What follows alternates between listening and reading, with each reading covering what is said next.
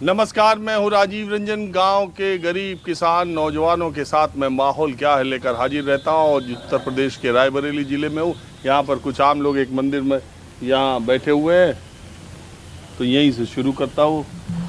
क्या करते हैं आप? खेती। हा? खेती काम। क्या नाम है आपका? श्यामलाल विश्वकर्मा। कहाँ इतना गुस्से में बैठे हैं जी?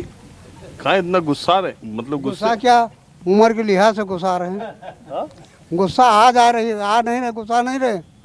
ये उम्र के लिहाज से है। तो जब ज्यादा उम्र हो जाए तो गुस्सा आए कि और थोड़ा नॉर्मल हो? गुस्सा आती है, नॉर्मल नहीं होता आदमी। हाँ, इसलिए कि उसके सामने परिस्थितियाँ होती हैं, परिस्थितियों से गुस्सा आती है।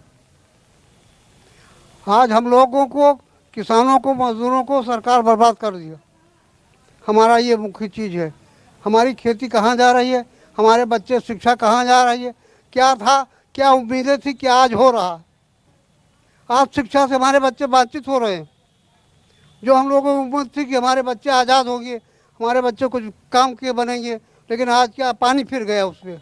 मोदी जी बोले थे 2022 में किसानों की 2 गुनी आय हो जाएगी। कुछ ही दिन तो बचे हैं, इंतजार कर लीजिए। नहीं, वो बात सही कहते हैं मोदी जी। मोदी जी को तो खाली कॉर्पोरेट घराने जानते हैं। मोदी जी को तो उनका ये है कि उनको हमको बेच करके जितनी दूनी कर लें, 4 भर कर लें, हमें को बेच कर लें। देश वो तो कह रहे हैं कि हम इतना सब कुछ गरीबों के लिए इतनी योजना चला दिया। गरीबों को तो भीख मंगा दिया। 5 किलो अनाज क्या है, भिक्षा है, आश्रित करना है। त्रायमान त्रायमान। अरे कोरोना काल में मदद। आत्मनिर्भर का बहुत आदमी, जब 5 किलो नहीं 10 किलो हम कमाएं, हमारे बच्चे खाएं, तब आत्मनिर्भर। किसी के टुकड़े पे नहीं आत्मनिर्भर आदमी है। आज सरकार टुकड़ा दे रही है, अपनी वोट राजनीति कर रही है। देखिए, हमने तो ये नहीं किया कौन किसान है, लेकिन जब से देश 70-72 साल आज़ादी हो गई, हमने बहुत कुछ देखा। हमारी 85-86 साल की 90 की उम्र है, तो हमने बहुत कुछ देखा। देखने के बाद ये देखा कि जो आया वो गरीब के लिए कुछ किया। जो आया, जो गरीब आदमी है, कहीं घर अगर नहीं है वो बना लिया तो बैठा है। ये सरकार आई, उठा के बहा दिया, इसने बेच दिया, ले लिया। ये भी तो इतना, अभी उत्तर प्रदेश में आज ही योजना शुरू हुई है, कौन सी गरीबों को घर देने वाली। ये क्या है, कोई योजना नहीं। योजना तो एक ठगने वाली। हाँ माँ, आप बताइए। हाँ, हम ये बता रहे हैं कि ठीक है, सरकार किसानों को जैसे लालच दिया, हम लोगों को सिलेंडर दे रही है। सिलेंडर की भराई क्या पड़ रही है? अभी 1000 900 पहुँच गया ना, 1000 पहुँचने वाली है। तो क्या किसान के पास अगर आगे उम्मीद नहीं रहेगी, पैसा नहीं रहेगा, उसको रोजी रोटी नहीं बढ़ेगी, तो कहाँ से भराएगा? कुछ सरकार ये लालच देती है या सुविधा देती है किसान का। तो अच्छा, एक बात बताओ, वो ये उज्ज्वला योजना की आप बात कर रही हो, तो अब सरकार के लोग कहते हैं कि ये सब लोग पाइप से फूंक करके वो लकड़ी से बना रहे थे। हाँ? इतना धुआं निकल रहा था, ये इतना सुविधा दे दिया, वो लोग जो कहते हैं। देखिए, हमारे यहाँ जो देहात में किसान है, मुख्य किसान, वो तो चूल्हा फूंक करके हमेशा खाना बना लेगा।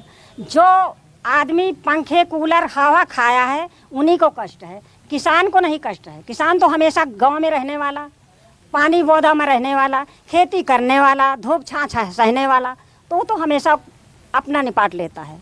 देखिए, अब जो एक को मिल गया, दूसरे को नहीं मिला। जैसे आप बोल रहे हो कि 2000 रुपया मिलता है, हमारे किसान बैठे हैं, बताओ कितने लोगन का, जैसे कोई चीज़ योजना आती है, 10 को मिला, 20 बाकी पड़े हैं, या 500 को हुआ, उसमें 200 पाए, 300 बाकी रह गए, तो क्या पूरा संसार का पेट भर गया? बताइए हमको, बताइए जी।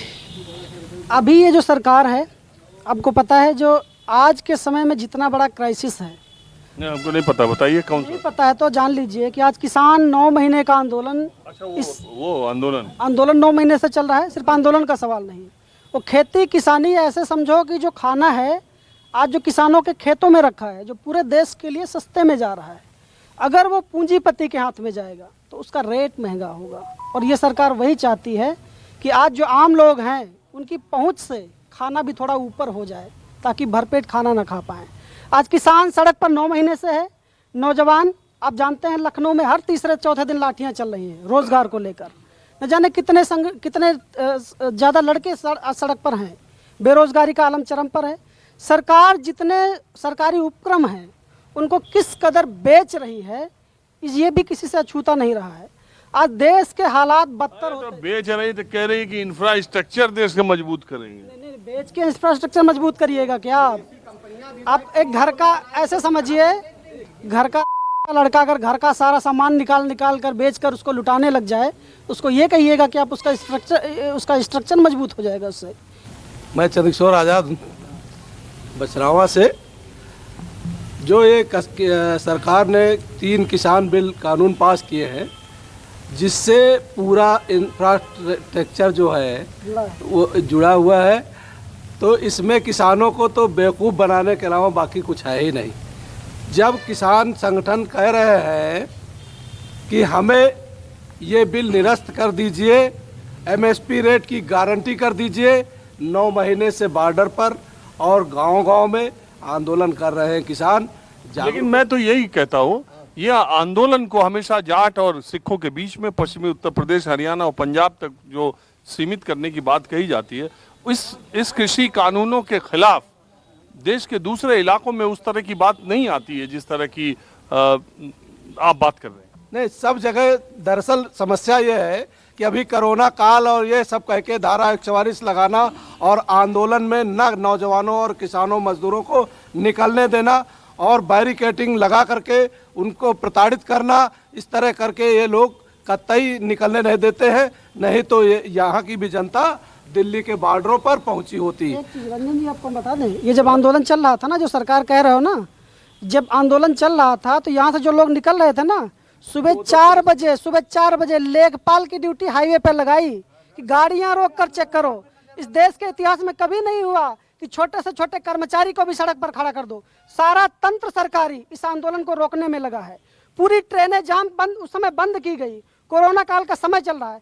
सरकार इतनी बड़ी मशीनरी को इस आंदोलन को कुचलने में लगा रही है और आप ये कह रहे हैं कि आंदोलन चल नहीं रहा। ये तो बिल्कुल झूठी बात है। पहली बात नहीं, आप जो कह रहे हैं, लोग सरकार कह रही है, सरकार कह रही है जो आंदोलन सफल। अरे भाई, मैं तो उन सारे जो बॉर्डर है, सुनिए पहले सुनिए, वो सारे तीनों बॉर्डर्स पर लगातार पिछले 9 महीनों में मैं जाता रहा हूँ। इतना जाता रहा हूँ कि वहाँ के बहुत सारे किसानों को मैंने पहचान भी लिया कि कौन ज़्यादातर वहीं बैठे रहते हैं। मैं तो सिर्फ ये कह रहा था कि जिस तरीके से उधर के किसान हैं, चाहे वो संपन्न है, चाहे वो किसान यूनियन से जुड़े हैं, चाहे वो जाट हैं, चाहे सिख हैं, इससे कोई मतलब नहीं, आंदोलन तो कर ही रहे। उस तरह का आंदोलन, उस तरह की चीज़ें इधर दिखाई नहीं देती। तो ये माना जाता है कि जो छोटे किसान हैं, शायद उनमें ये बात भी है कि ये कृषि कानून उनके फायदे के लिए है, आज नहीं कल उसका परिणाम ठीक आएगा। ऐसा नहीं है। जो केंद्र, आंदोलन का केंद्र है वो दिल्ली है। दिल्ली के इर्द गिर्द के लोग अगर ज़्यादा सक्रिय नहीं होंगे तो क्या दूर के होंगे। आप दिल्ली की जगह इलाहाबाद को केंद्र बना दीजिए आंदोलन का, आप देखिएगा यहाँ के लोग ज़्यादा सक्रिय हो जाएंगे, वो थोड़ा पीछे पड़ जाएगा। चलिए, ये आपका हम तर्क मान सकते हैं। आपका नाम क्या है? राम जीवन शर्मा। शर्मा जी, एक बात ही बताइए, ये जो उत्तर प्रदेश में जात पात पे चुनाव होने की बात होती है, हमेशा हुआ भी है, ऐसा नहीं है कि इसी बार है या पिछली बार। जात पात पे भी हुआ, धर्म पे भी हुआ, हमेशा होगा, हमेशा होता रहा। लेकिन पिछले 2-3 चुनाव से, खास करके जब से प्रधानमंत्री नरेंद्र मोदी प्रधानमंत्री पद के उम्मीदवार 2013 में बनाए गए, उसके बाद से बीजेपी ने जो रणनीति अपनाई, उससे उत्तर प्रदेश के बैकवर्ड क्लास में, ओबीसीज में बहुत अच्छी तरीके से अपना पेनिट्रेशन, अपनी पकड़ बीजेपी ने मजबूत बनाई। अब मैं ये जानना चाहता हूं कि अगले 6 महीने के बाद उत्तर प्रदेश में चुनाव है, क्या आप मानते हैं कि वो पकड़ ढीली हुई है, कमजोर हुई है, मजबूत हुई है, जितनी थी उतनी? हाथी के खाने वाले दांत दूसरे होते हैं, दिखाने वाले दूसरे होते हैं। सरकार जितना ये सब दिखा रही है, वो खाली एक जैसे मदारी डुगडिया बजा करके पब्लिक को इकट्ठा कर रही है ना, वैसे ही काम कर रही है। सच्चाई ये है कि ये जितने भी जाति के नाम पर आज समाज को विभाजित कर रहे हैं, कल यह बड़ा भारी अभिशाप होगा समाज के लिए। और जाति का नेता, उसके पास भले ही कुछ न हो, जिन बच्चों को रोजी रोटी और उसके लिए सड़क चाहिए, मेहनत और मजदूरी करना और उसके लिए रास्ता सरकार विकल्प दे, उनको आज राजनीति के गड्ढे में घुसेर करके जनता को, उन बच्चों को यह सरकार भटका रही है, रोजी रोजगार नहीं दे रही है और वैसे कर रही है जाति के नाम पर। ये भेड़ियों की तरह, जैसे एक भेड़ियों का समूह होता है ना, कि एक भेड़ी पालने वाला एक भेड़ी को वो जब सौदा कर लेता है तो भेड़ी को नहीं पता होता मेरा सौदा हो गया, लेकिन वो भेड़ी को तब पता होता है जब वो चिकवा ले जाता है।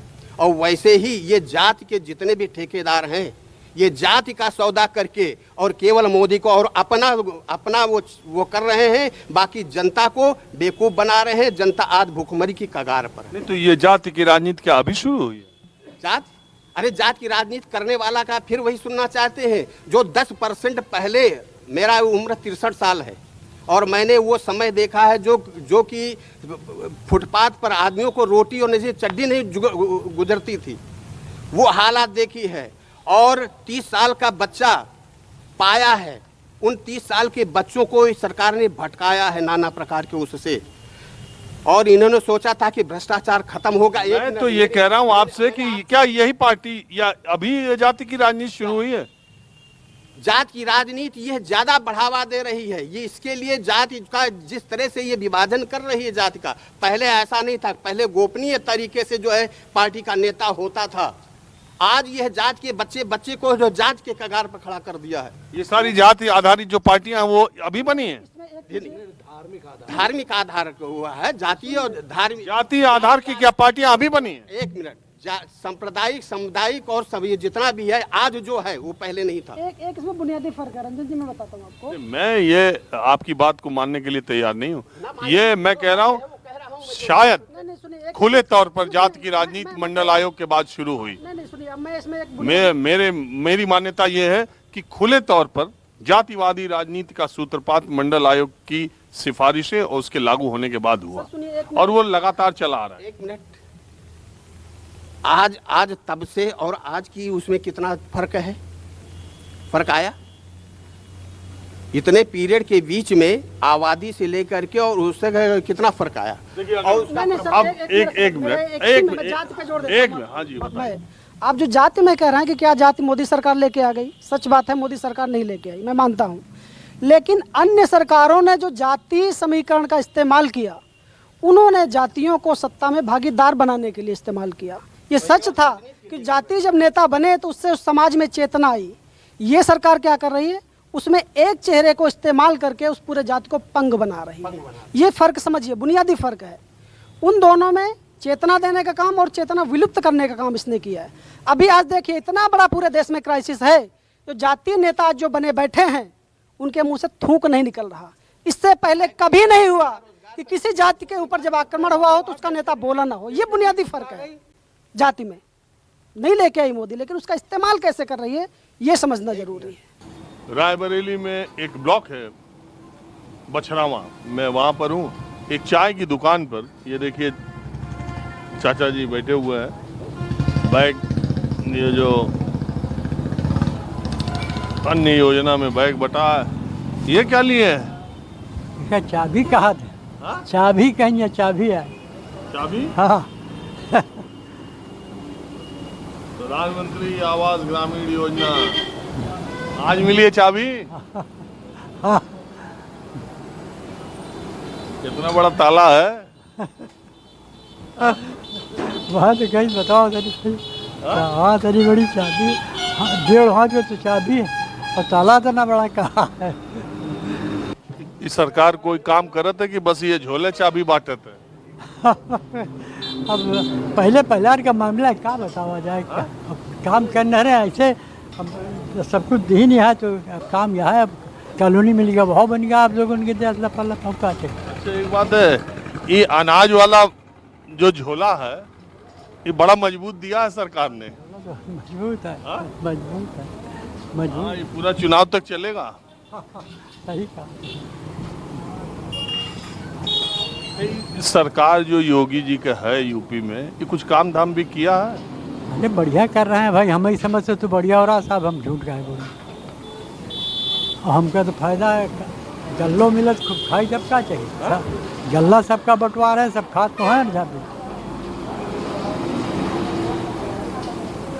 आपका नाम क्या है? हमारा नाम तो चांदका प्रसाद है। हाँ? चांदका प्रसाद, चांदका प्रसाद, वहीं पर रुक जा रहे हो, आगे? चांदका प्रसाद कही तो है, चांदका प्रसाद।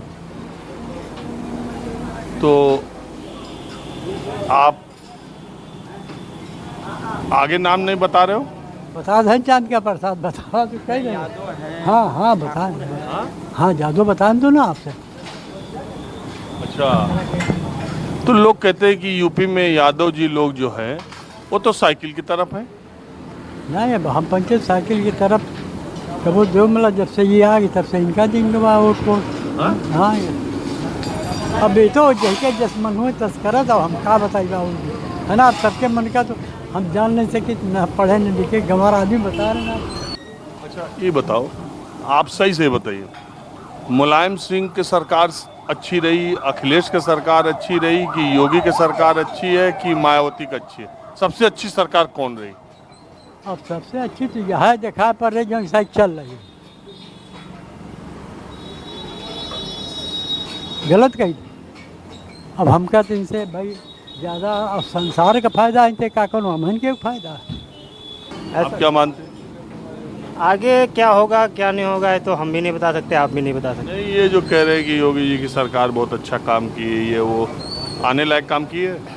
नहीं, ऐसा कुछ नहीं काम किया है आने लायक। इसको तो उखाड़ फेंकना है इस बार, इसको उखाड़ फेंकना है बिल्कुल। इतना हमारा पशु घूम रहा है कि क्या बताएं। हम लोग तो खेतों में जा जा के रात रात के डंडे लेके खेतते रहते हैं। क्या काम किया है? डीजल पेट्रोल का यह पोजीशन पहुंच गया है। गेहूं सिंचाई के लिए गेहूं का कोई रेट नहीं। क्या रेट? हमारे लोगों को गेहूं लगा पड़ा है 100-200 बोरी जो भी है, कोई लेने वाला नहीं। 15 रुपये में ले रहा है, क्या ले रहे हैं? 1 लीटर डीजल लेने के लिए जाए तो 6-7 किलो गेहूँ बेचे, उसके बाद 1 लीटर डीजल मिलता है। क्या है? मैं रायबरेली में इधर से गुजर रहा था, कुछ 3-4-5 लोग बैठे थे। मैंने सोचा थोड़ा इन लोगों से भी बात करते हैं। ये कौन सी जगह है? प्यारेपुर है, प्यारेपुर। हाँ? प्यारेपुर, प्यारेपुर। तो ये बताइए कि माहौल क्या गांव देहात में चल रहा है? बढ़िया माहौल है, बढ़िया माहौल है। कोई दिक्कत? नहीं, कोई दिक्कत नहीं, कोई दिक्कत नहीं, कोई दिक्कत नहीं। और ये सरकार? सरकार बढ़िया है, सरकार बढ़िया है। इसकी फिर निकलेगी हाँ? मोदी की सरकार यही फिर निकलेगी।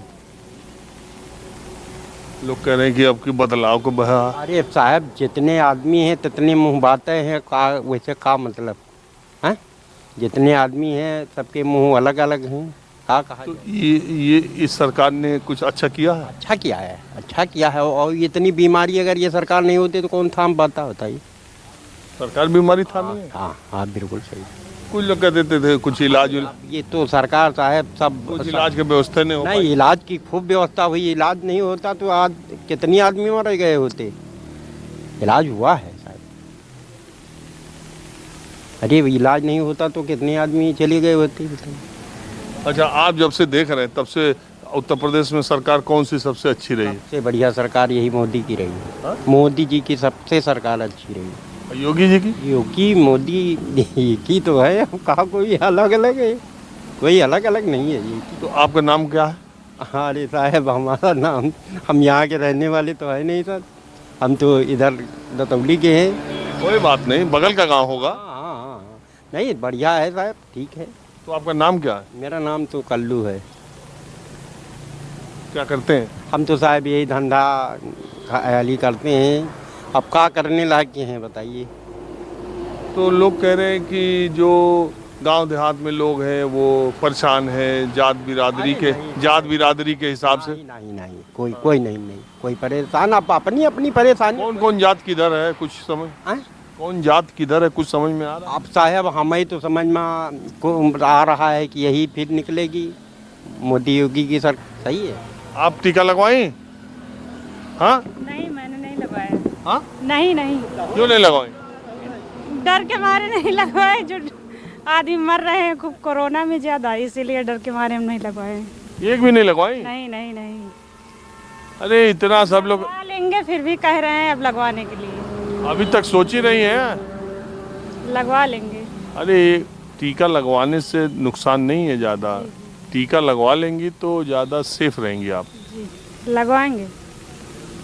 तो आप लोग इस टाइम ऐसे कैसे बैठे थे यहाँ? नहीं, ये घर मेरा है, दुकान खुली है, इसीलिए बैठे हैं बाहर। अच्छा, तो दूसरी बात ये बताइए कि आपके हिसाब से सरकार का ये जो सरकार है ठीक है या सरकार बदलेगी? क्या बोल रहे हैं लोग? अब भाई जनता बदलेगी तो बदल जाएगी, नहीं बदलेगी तो नहीं बदलेगी। नहीं तो बदलना ठीक है चाहेगी। सरकार?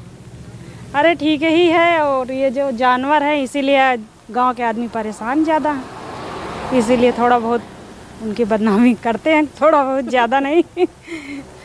किसकी? अरे योगी और मोदी की। हरा जानवर ज़्यादा खेत चर लेते हैं, सब फसल बर्बाद हो जाए। फसल बर्बाद हो जा रही है।